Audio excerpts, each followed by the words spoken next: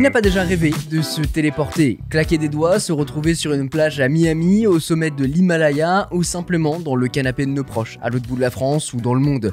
Ce fantasme, cette idée de tromper l'espace et le temps, on l'a tous eu, on l'a tous vu, on l'a dans des centaines de films de science-fiction, ça me fait penser à Jumper, j'adore ce film. Et si je vous disais que ce fantasme est en train de devenir une réalité, on en a pas mal parlé avec Mathieu qui a préparé un gros sujet à la fois pour sa chaîne et aussi pour en parler ici parce que c'est énorme, il y a des avancées de dingue et de plus en plus, et en plus, ça regroupe ton sujet de cœur phare. Bah, en fait, ouais, c'est ça. C'est que souvent, quand je parle de VR, j'ai l'impression que les gens, ils s'imaginent que je parle forcément que de jeux vidéo et de gaming en VR. Et en fait, moi, c'est ce que je viens chercher avant tout dans cette technologie-là, c'est l'immersion. C'est l'idée d'être impliqué ou en tout cas de ressentir le monde virtuel dans lequel on est. C'est un peu mon fantasme, un peu comme ce qu'on a vu par exemple dans un film comme Ready Player One, où en fait tu sens que la personne elle plonge dans ses lunettes pour déjà fuir une réalité qui est pas très reluisante, mais c'est surtout on voit des technologies, tu vois, on va voir le casque, mais on va voir aussi des vestes avec le tapis tu vois, où il marche. et t'as une séquence où même il y a la personne qui le touche et on voit que c'est bien fait dans le film, on voit que ça remonte à travers la veste, on voit une espèce de lueur et tout de ça. sensation. Exactement. Quand il se prend un punch, c'est rouge au niveau de la veste. Moi, c'est ça que je cherche. Et c'est vraiment ça, par exemple, cette discussion que j'ai autour des gens. Je comprends que la jeunesse, elle est à la recherche de, et peut-être pas même pas que les jeunes, mais qu'une partie de la population soit à la recherche de toujours plus de réalisme dans la qualité visuelle des jeux vidéo. Typiquement, c'est ce qu'on voit avec genre l'Unreal Engine 5, la PS5, etc. Mais moi, j'ai envie de plus que ça. J'ai envie de ressentir, voilà, de ressentir. C'est-à-dire que oui, le visuel réel est important, mais pour l'instant, on ne peut pas avoir tout. Mais moi, j'ai plutôt opté, du coup, pour potentiellement des graphismes plus simplistes, mais qui me font voyager. Ou quand j'enlève mon casque, à chaque fois, tu sais, tu as ce petit moment de... Et tu as ce petit moment de... Tu étais ailleurs, et en fait, tu te retéléportes chez toi, en fait. C'est cette sensation-là. Et pour ça, en fait, faut savoir qu'aujourd'hui, oui, on est très accompagné au niveau de l'immersion c'est dominé par le Quest 3 et tout ce que propose Meta et aussi l'Apple Vision Pro, etc. Mais on voit aujourd'hui très clairement un peu les limites de cette promesse. Beaucoup fantasment sur Ready Player One. On voit aujourd'hui, en 2025, on n'y est pas. On y est encore très loin. Ouais. Mais en coulisses, les choses s'activent. Et d'ailleurs, c'est intéressant de voir à quel point Meta, malgré tous les détracteurs, en tout cas pas forcément, mais tous les gens qui analysent ça de manière très en surface, imaginent que Meta, ils ont fait leur casque, ils ont tenté leur coup de poker avec le métavers, tout a bidé, et en gros, pour l'instant, tout est un peu à jeter, et on n'en fait plus rien. Et non, en fait, tu vois, Meta, eux, ils continuent de bosser assez fou, et il n'y a pas longtemps, là, ils ont présenté des nouveaux prototypes de casques avec des technologies qui sont assez dingues pour toujours comme ça pousser les limites. Les premiers dont j'ai envie de te parler, il y en a un qui s'appelle Boba 3, qui est un casque. Et en fait, l'objectif, c'est issu de Star Wars, genre Boba Fett. Voilà, exactement. Exactement. Sauf qu'ils en sont qu'aux 3 pour l'instant. C'est pas encore la fête. C'est pas encore la fête. C'est ça. Mais l'objectif de ce casque-là, en fait, c'est un casque qui target une technologie. Tu vois, il y a plusieurs prototypes, mais chacun vise spécifiquement un angle. Et un jour, le but, c'est de réussir à rassembler tous ces protos pour en faire le produit banger de fou. Boba 3, lui, son objectif, c'est d'atteindre un champ de vision. Tu sais, quand on met nos casques, on a souvent cet effet jumelle où on voit... vignettage, où tu as oui, le en fait, contour tu noir. vois les contours noirs, quoi. Vraiment, tu as la sensation de mettre des jumelles. Et Boba 3, lui, il a atteint le 180 degrés de champ de vision à l'horizontale. Et en fait, 180 degrés, ça correspond au champ de vision que tu as actuellement avec tes yeux, que moi aussi j'ai. Donc, ça voudrait dire que en mettant ce casque-là, tu n'as plus du tout cet effet de jumelle qui est là. Et du coup, en fait, tu as le plein potentiel de ta vision qui occupe tout l'espace. Ça, c'est quand même dingue parce que c'est une bête de limitation. Pour moi, il y a ça et il y a aussi la netteté que tu vas avoir avec la lentille. Tu vas voir, on va même encore pousser le concept encore plus loin. Là où j'ai envie de un tout petit peu de te contredire, c'est que 180 degrés, en fait, c'est potentiellement atteignable. Il y a des marques comme Pimax, des Chinois, qui font des casques avec des champs de vision ultra larges. Il y en a, ils vont du 140. Je crois qu'il y a même déjà du 180. Bon, là, je ne sais plus trop comme ça, je te dis de tête, mais du 140, ça existe et tout ça. La contrepartie dans tout ça, et d'ailleurs, Meta l'explique, hein, ils disent, quand on sort ce proto, on sait très bien que nous, on n'est pas du tout sur l'état de l'art, on n'est pas les seuls et uniques à faire ça.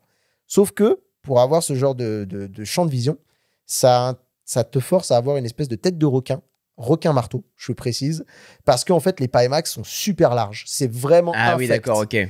infect, vraiment, c'est hideux à porter. Et ça aussi, c'est lourd, c'est gros. Et vraiment, là, ici, ce qu'a voulu faire Meta, c'était d'atteindre ce champ de vision-là tout en ayant un form factor assez réduit. C'était ça la prouesse technologique. Comment tu arrives à glisser des écrans qui arrivent à occuper tout ton champ de vision sans forcément avoir cette porter le home cinéma, quoi. Voilà, exactement. Sans porter l'écran de projection devant toi. Donc ça, ils ont réussi à atteindre ça par des techniques d'ingénierie qui sont assez dingues. Mais comme tu le disais, il y a aussi un sujet dont tu parles à très juste titre, c'est aussi la netteté. Parce qu'avoir un champ de degrés de 180, c'est très bien. Mais si tu as une image qui est toute dégueulasse à l'intérieur, c'est pas super intéressant. Et là, il y a un prototype qui s'appelle le tiramisu. Voilà, petit nom de dessert sucré très sympa. Et lui, forme de couche, j'imagine.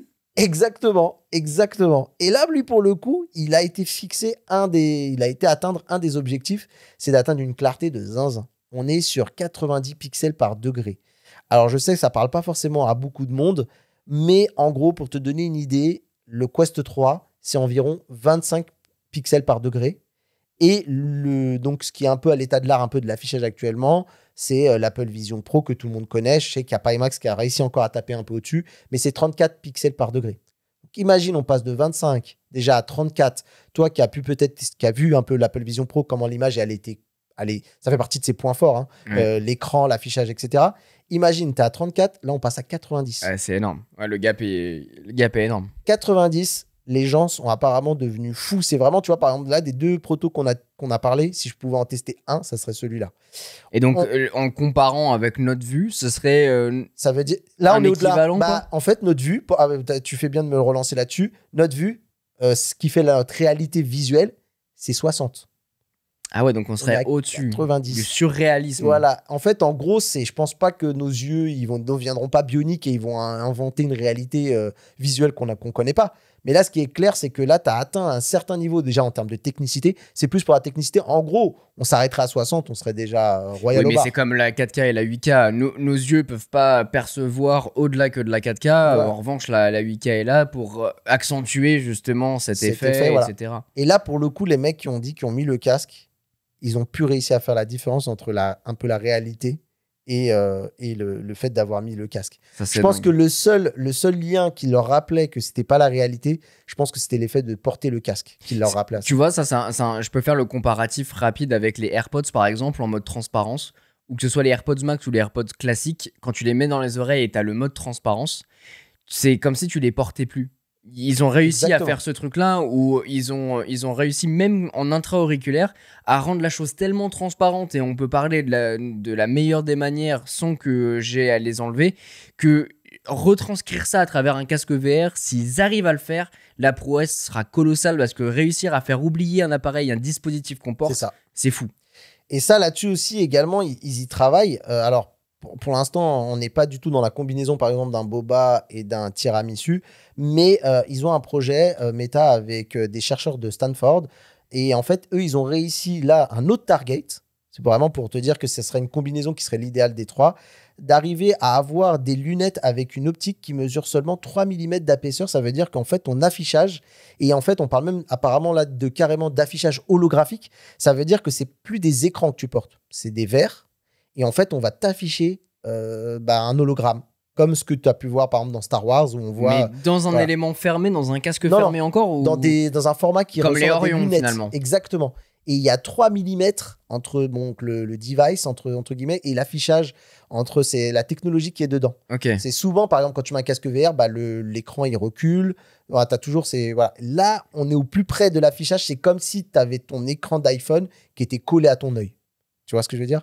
C'est très très près quand même. Et voilà, exactement. Et donc, c'est pour te dire que tout ça, ils sont en train à la fois travailler sur, comme tu dis, cette vision d'une image ultra réaliste qui nous emmènerait dans un monde de l'immersion qui serait complètement fou, disons-le, dans les fantasmes, la matrice, tu vois.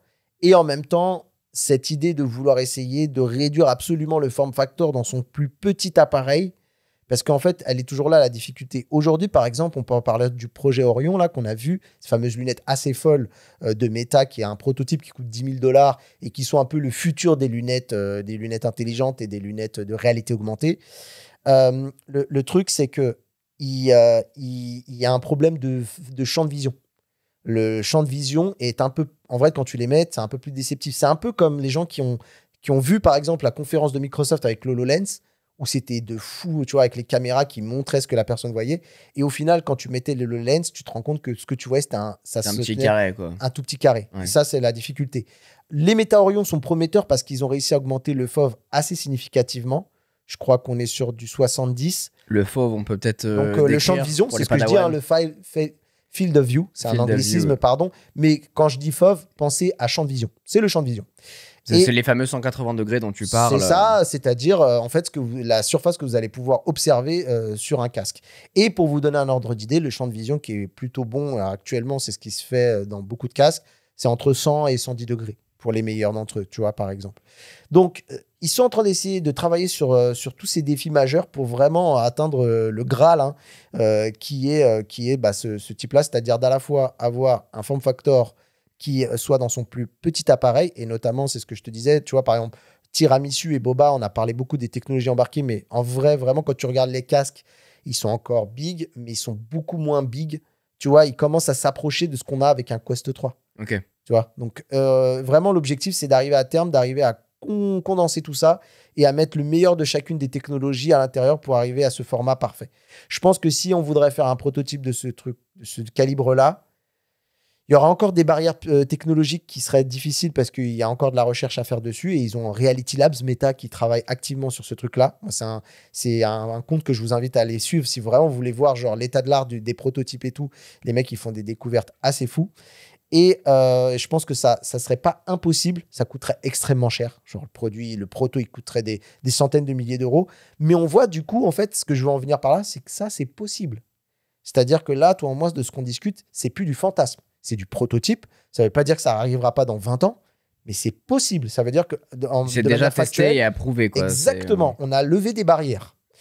Après, pour comment dire, pour le vendre en masse, c'est une autre problématique, il y a des problématiques de coût et tout ça, mais en termes de réalisation, c'est là, quoi. Exactement. Et on va pousser vraiment le truc encore beaucoup plus loin. Tu parlais de netteté de l'image. J'ai envie de t'emmener dans un autre registre sur lequel on ne pense pas forcément, mais qui est hyper important. C'est ce qu'on appelle la varifocale. En gros, ils ont sorti un prototype qui s'appelle le Butterscotch varifocal. Et c'est quoi, en fait? C'est que tu sais, en fait, quand on regarde naturellement avec nos yeux, il y a un flou d'arrière-plan il y a du flou. Voilà, en fait, tout ce qu'on regarde autour de notre vision est pas net. C'est-à-dire que moi, je vais regarder là, par exemple, le bout du pied du micro, je vais me focus sur ce que je regarde et lui va être net. Et en fait, ce qu'on voit pas, c'est qu'à notre périphérie, tout est flou. Et ça, c'est important. Pourquoi? C'est important pour éviter la fatigue visuelle. Ça veut dire que si on regarde à chaque fois tout et tout est constamment net, ouais. Pour notre cerveau, c'est une dinguerie. Trop d'informations. Bah, ouais. Le cerveau, il crame, quoi, parce que ça fait trop d'informations d'un coup. Et là, Meta a travaillé aussi sur donc, ce fameux prototype, donc le Butterscotch dont je te parlais, pour carrément avoir un système motorisé à l'intérieur. Ça, c'est un proto qui est un peu plus vieux, mais vraiment qui est intéressant parce que c'est dans la continuité, qui aura un système un peu de motorisation, un petit peu de l'écran, et qui va s'amuser un peu à faire bouger des lentilles et l'écran à l'intérieur pour simuler cette vue naturelle que l'on a. Ça, c'est fou. C'est-à-dire que tu vois, tu regardes, par exemple, là, je regarde le pied du micro, je vois que c'est net, tout le reste est flou. Mais quand je regarde ton enceinte qui a un cran derrière en termes de d'arrière-plan, et bah, lui devient net et le pied du micro que je regardais est devenu flou. Et ça va reproduire exactement ça. Et là, du coup, on va en terminer avec cette fameuse fatigue visuelle qu'on entend souvent dire, par exemple, pour des gens qui testent la VR, qui disent souvent « Ah ouais, c'était bien, mais j'ai eu mal à la tête » ou genre je suis fatigué visuellement, ça c'est éprouvant. J'ai jamais, moi, eu ce genre de ressenti, plutôt le motion sickness, mais peut-être qu'on en parlera un petit peu après. Mais cette technologie, on pourrait pas l'implémenter, mais plutôt en software, plutôt que ce soit des moteurs, etc. Parce qu'en vrai, c'est pas si compliqué, sachant qu'aujourd'hui, on peut avoir beaucoup de photos, tu sais, avec le mode, il y a un mode portrait, mais on peut ajuster les sliders pour avoir plus ou moins de flou grâce à la focale. C'est les fameux 2.8 que vous voyez en bas de vos photos, 3.5, ou alors 9, 10, etc. Ah, en vrai, ta question, elle est un peu compliquée, parce que je sais pas si j'arrive à avoir la science exacte pour t'en parler, mais là où je te donne raison, c'est qu'il existe déjà des technologies qui permet aussi de faire ça de manière un peu software. Puisqu'on sait qu'il y a, par exemple, ce qu'on appelle le DLSS dans le jeu vidéo dont on parle, qui permet d'aller mettre très net une zone et de l'avoir upgradé en termes de définition et de dégrader volontairement tout ce qui est aux alentours pour justement essayer d'économiser des ressources pour que les cartes graphiques, elles arrivent à, je sais pas, à montrer de la 8K et tout en gardant un nombre de FPS convenable, tu vois, d'être entre du 60, du 120, etc. En VR, il existe la même chose. Et en fait, ça se fait via la combinaison de deux technologies. Le rendu fovéal dynamique, en gros, il va aller. L'idée, ça serait d'avoir, et c'est ce qu'on a par exemple sur des technologies comme le PSVR 2, ou je pense aussi l'Apple Vision Pro. Enfin, techniquement, je crois que l'Apple Vision Pro a tout ce qu'il faut, puisqu'en fait, à l'intérieur, on va avoir un capteur qui va aller scanner tes yeux à chaque fois que tu regardes un élément. Et lui va faire justement ce travail d'aller rendre très net ce que tu regardes. Donc, imagine quand même le boulot que ça demande à la tech, aux technologies à l'intérieur, d'aller à la fois toujours être à l'affût de tout ce que tu regardes, de manière un petit peu imprévisible, et de rendre cette partie-là toujours nette, très rapidement, sans que tu t'en aperçoives. Ouais, c'est clair. Parce que ça peut aussi, tu vois, poser des difficultés si, quand on bouge nos yeux, on voit justement cette magie, ce réglage. Et que nous, on doit aussi accommoder par rapport à ça. Bah, et au bout d'un moment, tes yeux, ils vont commencer à fatiguer parce qu'il y a toujours ce réglage qui va se faire. Donc, il faut que ça soit suffisamment rapide, et ça existe, ça fonctionne déjà. Et en même temps, bah oui, on pourrait imaginer ce genre de choses-là. Mais je pense que là, en gros, la varifocale, par rapport à cette technologie-là dont on est en train de parler, c'est le stade de l'art au-dessus. Parce que je pense qu'en fait, typiquement, quand on regarde des choses, je pense, c'est vraiment là, moi qui en parle, c'est que le niveau de flou, il est peut-être pas équivalent partout. Tu vois ce que je veux dire? Tu as des niveaux de couches de flou en fonction de la périphérie de ce que tu regardes. Ok, d'accord. Donc, la varifocale, ça serait l'état de l'art. Mais on peut déjà penser au rendu fovéal fixe, dynamique, parce que c'est ce qu'on a déjà aussi sur le Quest. On a la rendu fovéal fixe, sauf que c'est juste au centre de la lentille. C'est pour ça que souvent, on disait aux gens, notamment avec le Quest 2, regarde bien au centre parce que la zone de netteté, elle est au centre. Si tu commences à loucher et à regarder sur les côtés, c'est flou. Ça sera flou. Tu vois ce que je veux dire? Et là, l'idée, c'est de dire, bah là, il est fixe sur le Quest. L'état de l'art, c'est de le rendre dynamique en fonction de là où tu regardes. Et là, il va suivre, il va faire les réglages. Et l'état de l'art, le best du best, ce serait d'avoir cette espèce de varifocale. On vient de couvrir globalement deux sens, si on peut le décomposer comme ça. Il y a la vue et même un petit peu l'aspect sonore. Oui, voilà, on n'en parle pas, mais effectivement, la spatialisation, mais ça, c'est en genre, un peu, c'est des technos qui sont un peu maîtrisés, tu vois. L'audio, c'est plus devenu le gros problème avec le Dolby Atmos, tout ça, tu vois. On gère un peu la spatialisation, ouais. Ouais, écouteurs intégrés ou alors carrément casque ou des choses comme ça. Mais il y a d'autres choses, et je pense que ça, c'est le gros fantasme, et ce qu'on attend le plus, c'est d'avoir genre les gants, les combinaisons, les tapis. Il y a plein de rumeurs, de choses qu'on peut voir sur Twitter. Et Disney aussi, et je crois qu'on en parlera. On va en parler. Mais il y a beaucoup de choses, de projets, et tout ça est généralement sous preuve de concept, mais jamais au grand public, quoi. Ouais, bah moi quand j'ai travaillé ma vidéo, c'était ça aussi, c'était de rassembler un peu tout ce que j'ai pu tester de mon expérience ou que j'ai pu voir remonter, hein, parce que Boba et Tiramisu, je les ai pas testés, mais mon objectif c'était d'aller chercher exactement l'immersion complète. Donc tu as bien raison. Le Ready Player One, quoi. Voilà, exactement. La vue, c'est voilà, on voit qu'on peut aller très très loin. Le son, c'est un peu un truc, un des plus simples qu'on a réussi à gérer. Mais effectivement, si tu vas dans un jeu et que tu arrives devant, je sais pas, tu es dans Resident Evil et que tu t'approches du mobilier et que tu poses ta main et que bah, tu sens du vide, ça va casser le fantasme total de l'immersion.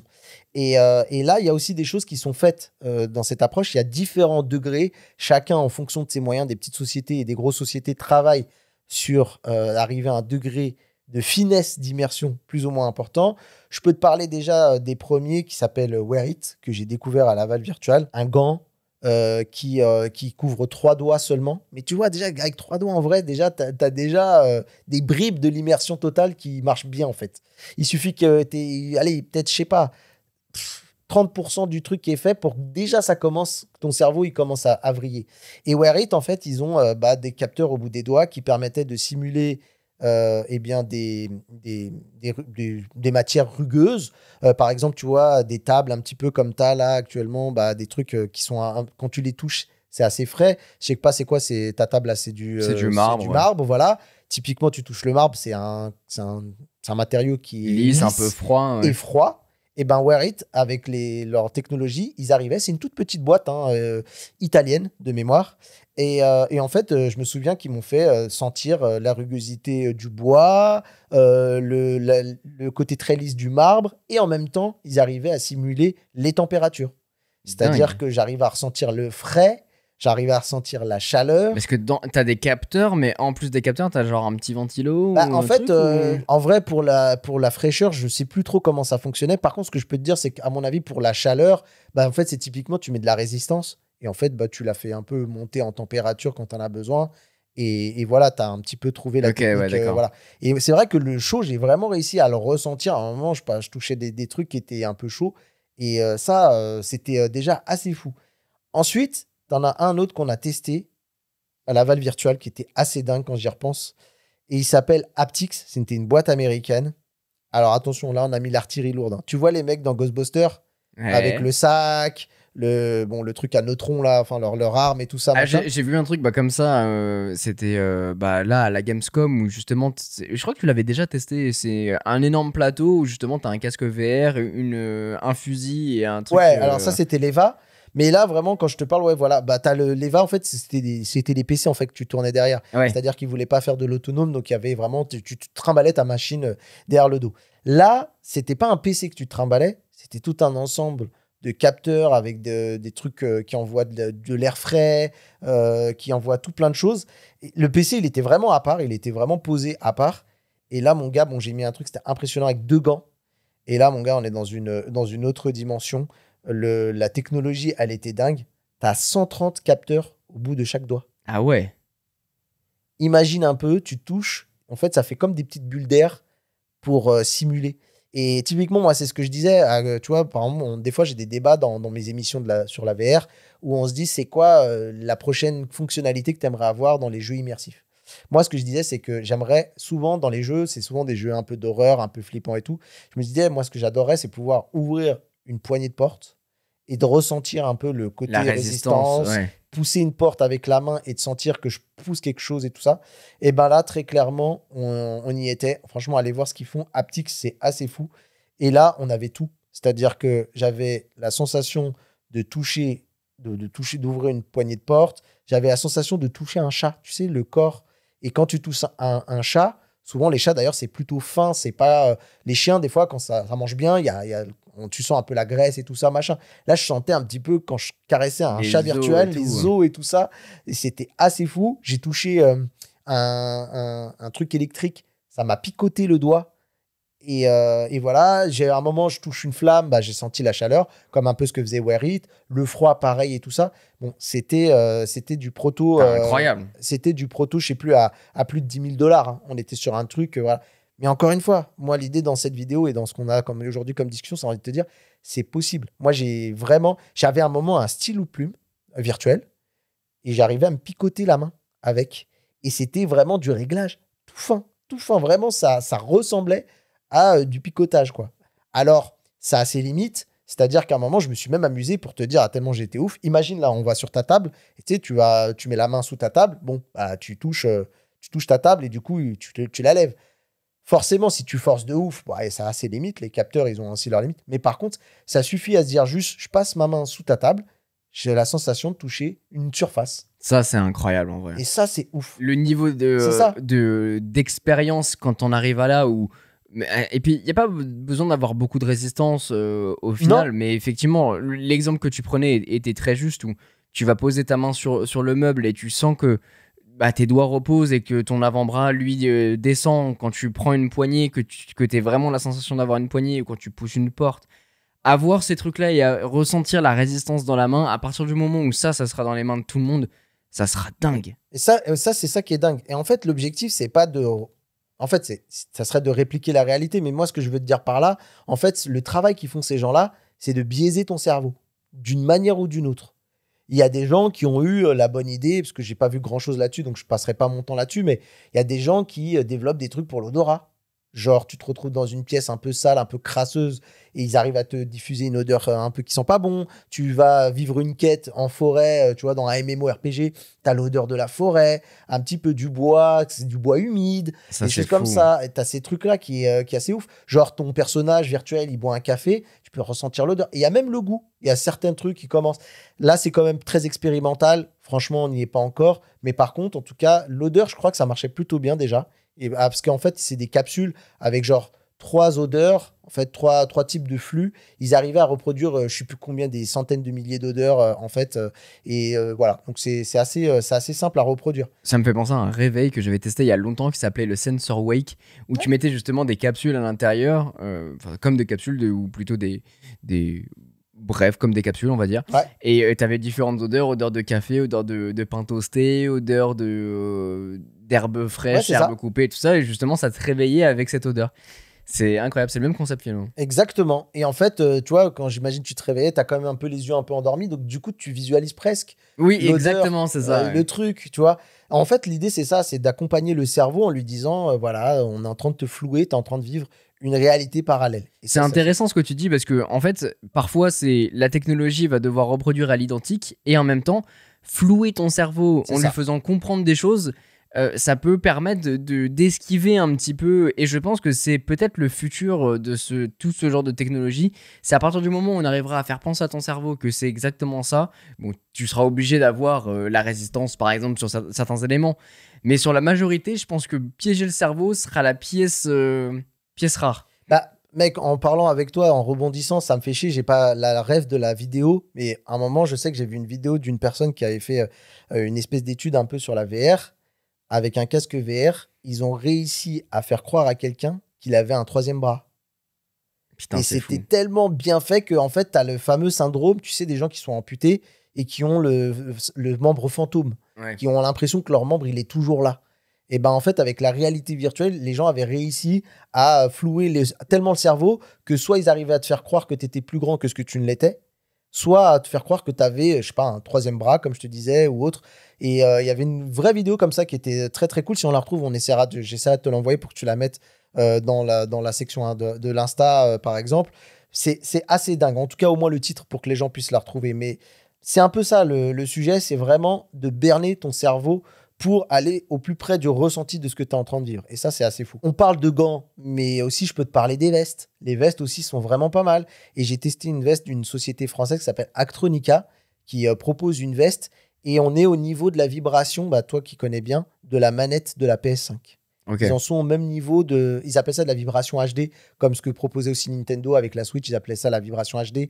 Où tu te rappelles, c'est pour te montrer, pour que les gens arrivent à se rappeler, il y avait cette expérience sur Nintendo Switch. C'était les petits jeux qui étaient vendus au début avec, où tu étais censé détecter combien il y avait de billes dans une... Ah oui, sur un des côtés. Voilà, sur Ouais. dans une espèce de fausse boîte. Et du coup, c'était dans un Joy-Con et tu bougeais et ça faisait et tu dis attends il y a des billes machin je sens des billes et ça en fait c'est juste de la vibration en fait il y a pas de billes dans la manette et là Actronica on en est à ce même niveau là et du coup je sais que ce qui m'avait le plus marqué dans le test de leur veste c'était la sensation de ressentir l'appui à un moment ils font tomber l'appui sur toi et en fait tu as la sensation de sentir les gouttes qui tombent sur la veste. Ah, c'est incroyable. Et c'est là où on voit que la gestion de la vibration quand c'est super bien fait ça peut simuler plein de trucs. Ça, c'est des trucs que j'ai vraiment envie de tester pour Ouais. voir ce que ça donne, pour le ressentir en fait, Tu vraiment. vois, prendre une balle, par exemple, avec des localisés, tu vois, des actionneurs qui vont activer à tel ou tel point le moment où tu te fais toucher. Et pareil, tu vois, tu fais un FPS, t'es en train de jouer avec ta veste, un mec te tire dans le dos, ça va trigger ton dos. C'est assez fou. Là-dessus, c'est complètement dingue. Les vestes aussi, c'est quelque chose de plutôt bien maîtrisé. Tout dépend après du nombre, on va dire, de vibrations de moteurs haptiques qu'on va te mettre dans la veste. T'en as, ils vont en avoir 50, il y en a, ils vont en avoir 150. Et après, c'est là où tu vas pouvoir C'est la jouer précision, finement. quoi. Voilà, exactement. Et le ressenti aussi. Après, sur la force que tu veux mettre dans tes retours haptiques. Donc, les vestes, honnêtement, c'est aussi le sujet qui est plutôt bien maîtrisé actuellement. Et je pense qu'en vrai, là, on parle de vestes, hein, mais on pourrait imaginer ça sur toute une partie du corps. Je crois qu'on a couvert les secteurs les principaux. Oui, je sensoriel, on va dire. Ouais. Sensoriel, ouais, on a la vue, l'ouïe, on va toucher, avoir le toucher, l'odorat. les sensations. Ouais.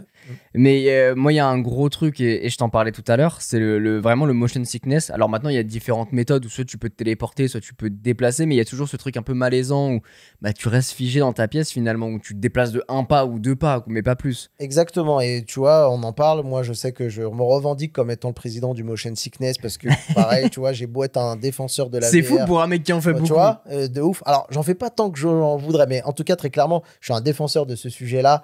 Et du coup, oui, je suis touché. Alors, le truc, c'est qu'il faut savoir que le problème du motion sickness, tu l'as dit, ça se règle très très vite. La téléportation, pour moi, c'est le moyen infaillible. C'est-à-dire que moi, même quand je joue à des jeux où il y a des mecs qui essaient de rajouter des effets de tunnel, c'est-à-dire que justement, ils te privent du champ de vision large pour essayer de te mettre sur un point où tu vas te focus, ça peut permettre d'aider certaines personnes à ne pas être malades. Ça marche pas sur moi, tu vois. T'auras beau me réduire le truc au maximum, moi, je sens que mon cerveau, il vrille toujours quand virtuellement ça avance, mais que moi, j'avance pas. Et là, il y a des choses qui existent. Alors déjà, la première chose, tu en parlais tout à l'heure, j'avais testé l'EVA, donc cette fameuse salle d'arcade qui permet de jouer en se déplaçant naturellement. Dans une Et grande là, pièce, ouais, faut exactement. l'imaginer, je sais pas, on va dire 150 mètres C'est carrés ça. dans un cube et toi tu parcours la map finalement. Exactement. Et du coup, là, zéro motion sickness, pas de problème, ça marche super bien sur moi. Par contre, bah, tu vois que c'est quand même un sujet sur lequel les gens travaillent. Et notamment, il y a pas mal on va dire, de pistes qui sont testées. Alors, il y a déjà celle un peu de Ready Player One. Tu as le Ready Player One, on va dire, comment dire, Tapis roulant. tapis roulant, mais tapis roulant, on va dire, pas cher. On va dire la première étape, on va dire, du sujet qui est très loin du fantasme de Ready Player One. C'est, par exemple, Catwalk. Catwalk, eux, ils font une espèce de coupole plutôt à l'intérieur où tu vas devoir mettre un peu des chaussures spéciales et tout. Et en fait, tu cours et t'es harnaché déjà pour éviter de tomber. Et en fait, moi, j'ai jamais vraiment testé. C'est vraiment des trucs que j'adorerais tester parce que pour l'instant, j'ai pas eu l'occasion. En fait, à chaque fois que j'étais dans des événements, j'ai jamais eu l'occasion de me retrouver avec un constructeur de tapis comme Catwalk. Catwalk, c'est le plus connu si tu cherches. Mais par contre, j'ai mon pote Rames, lui, qui en a testé et qui en a même eu un chez lui parce qu'il lui en a envoyé un. Et en fait, le problème, c'est que là, ça marche pas. En fait, la sensation de marcher naturellement, elle marche pas parce que du coup, en fait, comme c'est en forme de coupole, en fait, c'est comme si tu courais dans une espèce de mini pente et que tu reglissais un petit peu. Ah oui. Du coup, en fait, et en plus, comme tu es harnaché, tu as l'impression de tirer un sac derrière toi. Ça marche pas très bien. Là, en fait, tu n'as pas du tout l'impression de marcher naturellement. Et malheureusement, c'est un peu le concept qui, certes, tente une approche, mais le fait pas correctement. Et du coup, les gens abandonnent parce qu'en plus, en fait, c'est des tapis qui font énormément de bruit parce qu'il y a quand même un petit espèce de roulement. En fait, c'est comme si tu marchais sur un tapis roulant, tu sais, qu'on a dans les centres commerciaux, là. C'est un peu ce genre de délire-là. Et du coup, le tapis, il fait un bruit énorme, d'après ce que j'ai compris. Par contre, c'est physiquement très éprouvant. Voilà. Ok, ouais. C'est cool parce que si tu as envie de faire du sport, ça marche super bien, quoi. Tu as vraiment fait l'impression d'avoir fait une séance, quoi. Mais ça ne rend pas aussi bien que la marche naturelle. Il y a une autre approche que moi j'aime bien et que j'aurais voulu tester, ça s'appelle VR Shoes, je crois, qui est c'est un Kickstarter actuellement qui tourne. Et en fait, eux, ils proposent une approche. Alors, c'est encore très prototypal, on va dire. En gros, tu mets des chaussures et en fait, eux, ils ont une espèce de rouleau à l'intérieur où en fait, à chaque fois que tu marches, tu vas marcher. Et en fait, lui, il va essayer de te recentrer à chaque fois de la pièce. Tu sais, tu fais tes petits pas, tu fais tes du petits pas. moonwalk en fait. Voilà, exactement. Et lui, il te réajuste un tout petit peu. Ça a l'air prometteur sur le papier. Après, on voit tout de suite un peu les problèmes. C'est que, en fait, tu as cette sensation que tu vas tomber à chaque fois. C'est un peu comme si, toi, tu marchais sur un tapis à l'aveugle. Et en plus, tu as ces petits roues-là. Tu sens que t'es pas, tu vois, tu te mettras pas à courir.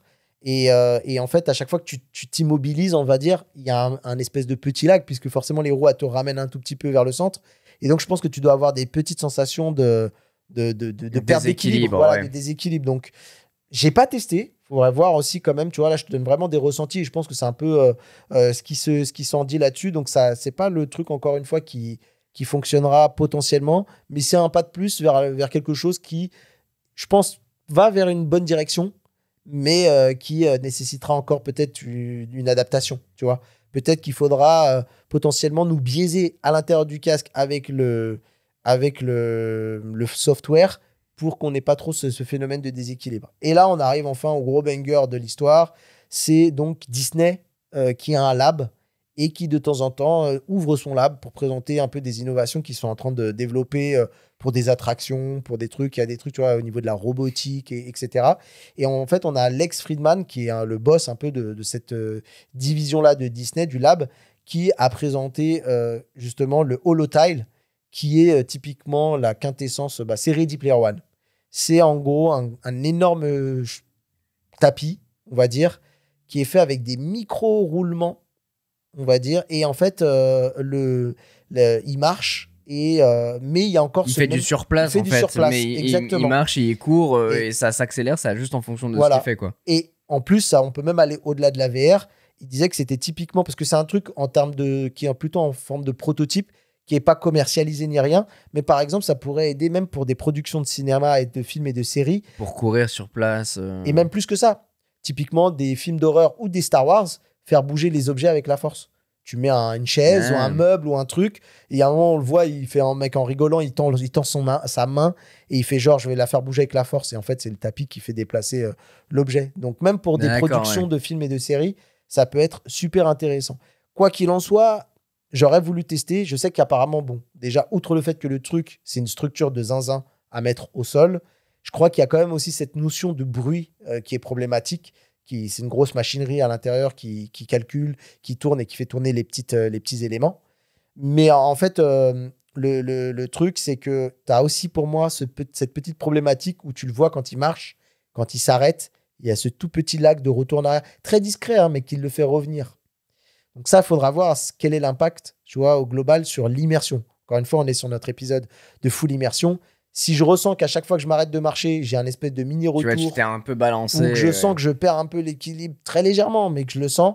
C'est ce genre de choses où, en fait, si ton immersion, elle n'est pas parfaite de bout en bout, il suffit que, par exemple, tu es dans un événement, dans un univers et que c'est vide et tout ça. Moi, je viens de te toucher juste le visage. Je te sors de l'immersion. Je dis, ah oui, en fait, je ne suis pas dans le monde dans lequel je me projette, mais en fait, il y a une réalité, il y a l'autre qui est là derrière, alors je ne suis pas tout seul, tu vois. Et donc, ça, c'est quand même le truc le plus prometteur, hein. Je ne vais pas te mentir. Je pense que c'est quelque chose qu'on n'arrivera pas forcément à arriver auprès du grand public, pas avant des années de miniaturisation et d'efforts sur le truc, mais c'est un truc c'est quand même une technologie que je pense on pourrait voir arriver dans un parc d'attractions. Ouais, et puis c'est quoi qu'il en soit un gros système. Tu peux pas le miniaturiser au point où c'est transportable. C'est fatalement un truc qui a besoin de moteur et puis même qui doit supporter le poids d'un humain. Donc, exactement. Quoi qu'il en soit, il faudra avoir une pièce dédiée à ça si on a vraiment envie d'utiliser et pousser la VR à ce point-là. Mais si vous en êtes là, les gars, vous êtes des dingues. Voilà. Exactement. vous êtes des zinzins. Vous êtes complètement zinzin où vous avez plein d'argent et je vous envie. Je vous envie. Il y a un autre sujet qui est important pour que ton immersion soit crédible et totale, c'est la crédibilité des avatars. Et ça, tu l'as vu, ça a été un des trucs qui a achevé un peu le fameux métavers Horizon Worlds de Mark Zuckerberg. J'attendais que t'en parles parce que c'est vrai d'avoir un beau hardware, c'est cool et puis c'est même l'essentiel, mais derrière, si ça suit pas, le Ready Player One, il s'évapore, quoi. Exactement. Et moi, tu vois, mon fantasme ultime aussi dans ce sujet de l'immersion, c'est pas forcément uniquement que de faire du gaming ou je sais pas, d'aller me balader dans des mondes virtuels et tout. Moi, par exemple, mon rêve ultime, c'est que mon cousin qui est au Portugal, ou même des gens de ma famille. Je me suis réécouté, je me suis dit, ça c'est bâtard pour tous les autres cousins qui sont super sympas et tout. Mais en gros, que chaque membre de ma famille puisse être équipé d'un casque et qu'on puisse se retrouver avec une différence de distance de 1600 km et de pouvoir se dire, bah tiens, on se voit jeudi soir à 20h. Tu travailles le lendemain, t'as pas de jour de congé ni rien, ni quoi que ce soit, mais pas de problème. On se retrouve à 20h parce qu'on a envie de se mater un film ensemble ou un match de foot ou un concert ou ce que tu veux. Et moi, mon rêve ultime, ce serait de ça, de pouvoir m'asseoir chez moi et d'avoir le cousin qui est physiquement très très loin, à 1600 bornes, et de pouvoir passer une soirée avec lui comme ce qu'on est en train de faire actuellement, toi et moi, en train d'enregistrer le podcast. Ça, c'est un peu le but ultime. Mais pour ça, il faut qu'on ait une crédibilité sur la représentation qu'on a dans la réalité virtuelle ou en tout cas dans l'immersion. On a des simulations qui sont assez drôles, hein. Il y a des gens qui adorent justement vivre la vie d'un autre personnage. Il y a des gens qui... Oui, tu mets un skin. Ouais, il y en a qui sont en skin de manga. Des fois, c'est des meufs. Des skins de manga de meufs et en fait c'est des mecs qui sont dedans, qui vivent leur meilleure vie et tout ça machin. Je ne porte aucun jugement là-dessus, mais à chacun, tu vois, moi je m'habille en Predator des fois dans VRChat, notamment VRChat, c'est ça, c'est vraiment si t'as envie de skin, exactement, il y a tous les univers, il y en a pas un qui manque, il y a des mondes entiers dédiés aux avatars dans VRChat. C'est pour te dire la dinguerie. Mais pour vivre un truc, comme je te le disais avec ma famille, moi j'ai besoin d'avoir la représentation, j'aimerais bien avoir la représentation de mon cousin. De le voir, de savoir comment il est, un peu comme le fait le Apple Vision Pro. Exactement, avec les personas. Les personas, oui. Exactement. Et d'ailleurs, j'ai vu les dernières versions sont super convaincantes, marche super bien. Il y a un vrai step-up par rapport à la V1, c'est assez ouf. Assez dingue. Même au niveau des cheveux, les détails, tu vois, les coupes de cheveux et tout. Ouais, et puis surtout les expressions. Alors, c'est vrai que ça doit reprendre un peu la coupe, mais le teint de peau aussi. Mais en termes d'expression faciale, les dents, les trucs comme ça, franchement, ils ont réussi à faire un step-up de fou. Franchement, avec tous les capteurs qu'ils avaient, en vrai, c'était pas le plus dur. Vraiment, moi, quand je vois vraiment la finesse dans la coupe de cheveux, tu sais, la petite mèche rebelle qui va sur le teco et qu'ils arrivent un peu à aller sur ce genre de niveau de détail, c'est assez dingue. Et en fait, ça, c'est important. Et ça a déjà fait. Donc, tu parles des personas, qui est un peu notre approche très grand public des avatars de haute qualité, on va dire, virtuels. Mais je vous invite à aller voir une vidéo. C'est celle d'un YouTuber que je connaissais absolument pas, qui s'appelle Lex Fridman, qui fait un podcast. Et il a fait un podcast, vous écrivez Lex Fridman sur YouTube avec Mark Zuckerberg, The First Interview in the Metaverse. Et là, mon gars, c'est les personas, mais je pense V5, V6, quoi. C'est une dinguerie. Comment tu reprends, comment tu revois les visages des personnes, comment c'est d'une réalité, d'une fidélité assez dingue, alors que les mecs, ils sont séparés. Je crois ils sont chacun dans une côte des États-Unis, c'est-à-dire côte Est et côte Ouest. Je crois qu'ils disaient qu'ils étaient séparés à plus de 10 000 kilomètres. Et en fait, ça a été fait dans des conditions très particulières parce qu'en fait, on est au sein même de Meta Reality Labs, c'est-à-dire que les mecs, ils ont été mis dans des laboratoires avec des capteurs dans tous les sens qui ont scanné l'intégralité, on va dire, du visage, du corps, etc.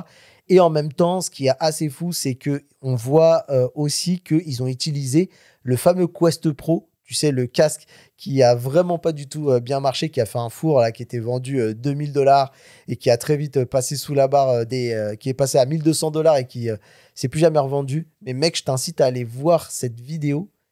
T'as l'impression d'être dans Matrix. Mais je crois que je suis déjà tombé dessus en réalité. Mecs, ça a buzzé de dingue. Hein. Et ils font un podcast de genre 2 heures où ils sont séparés à plus de 10 000 kilomètres. Et en fait, si vous deviez aller voir cette vidéo, regardez juste le début. Où le mec découvre Mark Zuckerberg qui arrive, qui est séparé, encore une fois, je le dis, à 10 000 kilomètres, et qui est là. Et sa première réaction, c'est de regarder un peu, tu sais, les détails du visage, les expressions. Et il dit, waouh, c'est dingue. Et le mec, il est complètement bluffé. Et du coup, comme tu le dis, il y a tous les capteurs qui vont bien pour représenter les expressions faciales. Tu as le suivi de la bouche aussi également, pour quand tu parles et tout, que ça reproduise exactement comment tu parles, ta diction, etc. Puis les micros qui apportent la voix, etc. Mais tous les mimiques du visage sont repris. Et là, par exemple, on parle certes, des conditions, on va dire, en laboratoire. Mais par exemple, on fait ça déjà pour tout ce qui est expression du visage, suivi facial, des expressions et tout. On parle de ça avec un Meta Quest Pro qui a déjà un casque qui a franchement déjà 2 ans, voire 3 ans. Donc c'est pour te dire que ça, c'est géré, quoi. Les expressions du visage, le mapping des lèvres, tout ça, c'est géré, c'est acquis, quoi. Donc, honnêtement, ça, c'est mon kiff ultime, quoi. Mon kiff ultime de me dire, je suis séparé des gens. Et encore une fois, ici, je suis pas là pour faire la promotion de vivre absolument tout dans le virtuel. Mais par exemple, encore une fois, moi, j'ai des proches qui sont loin, comme beaucoup, même toi. Il suffit de pas forcément de parler de l'étranger, mais tes frères et tes sœurs, ils sont éparpillés. Mais de te dire que si un jeudi soir à 20h, de manière très impromptue, tu as envie de passer un moment avec ton frangin et de jouer par exemple à un jeu vidéo, tu vois, tu as un Mario Kart virtuel, bah, tu peux le faire en ayant ton frère à côté de toi et de vivre les émotions, l'expérience de la réalité, mais de manière virtuelle et de manière crédible. Je comprends. Ouais. C'est sûr qu'il y a un gros coup à jouer et que le persona, l'avatar en fait énormément partie. Et puis l'autre partie, c'est aussi le lieu éventuel dans lequel tu vas évoluer dans cette partie VR. Ouais, mais ça peut être... T'as les applications, t'as le côté réel, donc t'invites les gens chez toi. Ça. Donc ton ref, ta soeur et tout ça. Mais est-ce qu'il n'y a pas d'autres trucs aussi si on fait le comparatif avec Ready Player One sur les univers qui vont autour ? Bah après, encore une fois, pour moi, il y a 2 écoles. Il y a des gens qui sont peut-être friands à l'idée de voyager virtuellement, d'aller vivre soit des expériences dans des pays sur lesquels ils n'ont pas pu aller. Moi, je sais que, tu vois, par exemple, j'ai été me balader avec un de mes abonnés à un moment qui m'a ajouté dans le casque. Et on est parti voir, tu vois, on a été sur un truc qui s'appelle EarthQuest, je crois, de mémoire, ou World avec 3 O. Et en fait, en gros, on a été discuter, on était, je sais pas, au Kenya, tu vois. On était dans une ville complètement random, une rue complètement random. Et il y a quand même ce côté très magique. Après, ça fait du street view, tu vois, tu peux te déplacer dans les rues et tout. En fait, ce qui manque dans ces trucs-là, c'est de 1, la qualité d'image, mais peut-être c'est un flux vidéo. Où genre, tu vois Ouais. des gens passer, tu as l'impression de pas d'avoir de pas être dans des images fixes, mais plutôt dans des trucs animés. Mais tu peux aussi avoir le côté très terre à terre de ce que je te parlais encore une fois de mon truc où j'aimerais avoir mon cousin près de moi, mais qui s'intégrerait dans mon réel. C'est-à-dire que là, tu vois, je suis assis sur ton canapé, que la personne soit assise à côté de moi, sur lui, il est sur son canapé, mais que j'ai l'impression qu'il est assis sur mon canapé juste à côté de moi, en fait. Ouais. Il y a deux écoles. C'est soit tu veux de l'imaginaire ou même d'aller visiter des choses, voyager loin, ou des choses très terre à terre où en fait, tu as ton environnement. Et c'est d'ailleurs ce qu'ils sont en train de faire. C'est une des prochaines briques dont on parle dans Horizon Worlds. Horizon Worlds, c'est très réseau social. C'est genre Facebook, mais en monde virtuel où tu te balades dans des univers. Tu vas voir un match de NBA, tu vas voir un concert où tu vas juste te poser dans un endroit virtuel et tu discutes. Et je sais que la prochaine étape, ça serait de faire d'Horizon Worlds aussi de la réalité mixte. Ça veut dire qu'en fait, tes avatars virtuels, ils viennent se poser. Moi, par exemple, sur le Quest 3, ça m'arrive de faire du multi. Et si, par exemple, moi, je t'invite, ou j'invite Jason, souvent, qui vient avec son casque, moi, je le vois déambuler dans mon décor réel. Je vois son avatar qui gigote. Trop drôle. Et c'est à mourir de rire. Et lui, il voit chez toi? Et non, il voit pas chez moi. C'est ça qui manque un peu potentiellement. Mais en tout cas, moi, j'ai vraiment l'impression qu'il est chez moi, en fait. Dingue. Alors Trop que drôle. lui, il voit chez lui, en fait. Finalement, ça serait quoi pour toi le casque ultime, le casque de rêve qui devrait sortir demain? Bah, mon casque de rêve, c'est sûr que déjà, mes attentes sont tellement élevées qu'il sortirait pas forcément demain, mais on voit qu'au-delà du casque, c'est presque un écosystème qu'il nous faudrait. Et c'est là où c'est peut être juteux aussi pour les marques. C'est-à-dire que tu n'achètes Complètement. plus qu'un casque, tu achètes une veste, tu achètes des gants, tu vois, ça peut être aussi... Ah, mais quand le Apple de la VR va débarquer, ça va être fou. Il faut C'est tous ça. les accessoires qui C'est vont ça. avec et qui fonctionnent ensemble à l'unisson. Exactement, ça peut être un truc pour l'odorat. C'est limite, tu achètes des trucs un peu en DLC, quoi. Si tu veux l'odorat, Exactement, faut ouais. acheter Tu l'accessoire t'équipes qui au est fur et à avec. mesure. Exactement. Mais le casque, c'est un casque léger. Je sais que si je devais être un peu dans le réalisme, apparemment, on nous dit qu'il faudrait que le casque soit au moins aux alentours des 400 grammes, voire plus bas, ça serait le mieux. Mais je sais qu'apparemment, pour tant de grammes diminués sur un casque, tu peux gagner jusqu'à 30 minutes, on va dire, d'utilisabilité du casque sans avoir de ressenti de fatigue ou de douleur et tout ça. Donc, chaque gramme gagné donnera envie aux gens aussi de rester un peu plus longtemps. Parce que je l'ai pas abordé cette question, qui n'a un peu rien à voir avec l'épisode, mais pour que tu comprennes, Meta, eux, ils ont vendu plusieurs millions de casques. On n'a pas vraiment les chiffres, mais à un moment, il y a un chiffre de 20 millions qui tournait autour du Quest 2, Quest 3, etc. Meta, maintenant, sur le sujet sur lequel ils travaillent en interne, parce qu'on a des fois des fuites des réunions, c'est la rétention. Ils veulent absolument que les gens, non seulement achètent le casque, mais ils passent du temps. C'est toujours la même chose. C'est comme pour tout le reste, c'est le temps de cerveau disponible que les GAFAM veulent s'accaparer.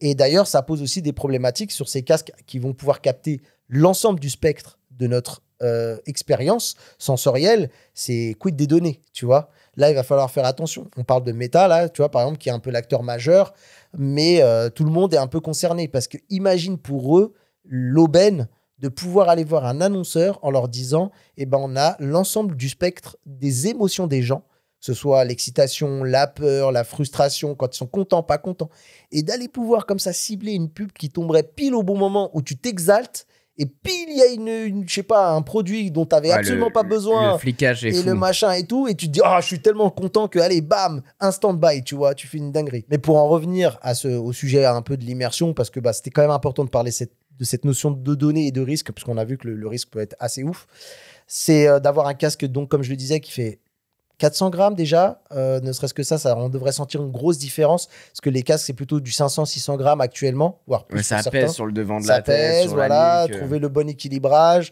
Il y a plusieurs approches qui sont faites. Tu vois, tu as Apple qui décide de mettre la batterie à l'extérieur avec un câble. Un truc qui va commencer à prendre de la popularité, puisque Meta travaille sur un produit de ce type-là. Il y a Pico, par exemple, le chinois, qui lui met les batteries derrière. Du coup, ça équilibre. Et je trouve que c'est plutôt une bonne solution. Mais voilà, ça sera un casque plus léger, avec un champ de vision qui pourrait atteindre justement, qui pourrait aller titiller les 180 degrés. Pourquoi pas un peu moins si on doit essayer d'être réaliste pour le moment. D'avoir aussi un niveau de clarté, et là on le voit avec des écrans qui sont toujours de plus en plus qualitatifs. Samsung a pas mal de micro OLED sous la main, avec on n'en parle pas aussi, on n'en a pas beaucoup parlé, mais le fait de passer par des lentilles qu'on appelle les lentilles pancake, tu sais, les lentilles qui sont toutes lisses là. Et ben en fait, le problème des écrans derrière, c'est qu'ils perdent énormément en luminosité. C'est pour ça, tu sais, quand on parle de smartphone, on dit ouais, il a une luminosité, par exemple, les derniers iPhones, ils ont 3000 nits. Là, Samsung, eux, ils ont des écrans micro LED de 10 000, 20 000 nits. Et on se dit, waouh, mais ça, c'est des trucs à t'éclater les yeux. Non, parce qu'en fait, le fait que ça passe par des lentilles, il y a énormément de pertes. Vachement, ouais. Beaucoup. Et du coup, en fait, il faut compenser en mettant plus de nits. Donc, avoir ce type d'écran, écran micro LED pour des noirs, notamment les noirs profonds, je pense que c'est ça qui donnera aussi de l'immersion. De fou. Moi, je le vois, hein, de toute façon, pour avoir eu des casques LCD et OLED, on sent tout de suite l'impact de l'OLED, hein, et c'est un truc que tout le monde réclame à corps et à cri. Alors, il y a aussi quelques concessions à faire, mais honnêtement, moi, demain, tu me demandes mon casque, je veux de l'OLED, micro LED directement dessus. On veut un casque qui soit bardé de capteurs pour pouvoir suivre les expressions faciales. L'idée, c'est pas juste de te mettre là avec un avatar tout bête, tout con, mais qui puisse reproduire tes expressions, que j'appuie. Parce que tu sais, on a le verbal et le non-verbal dans les échanges entre personnes. Bah, ça, il faut l'apporter.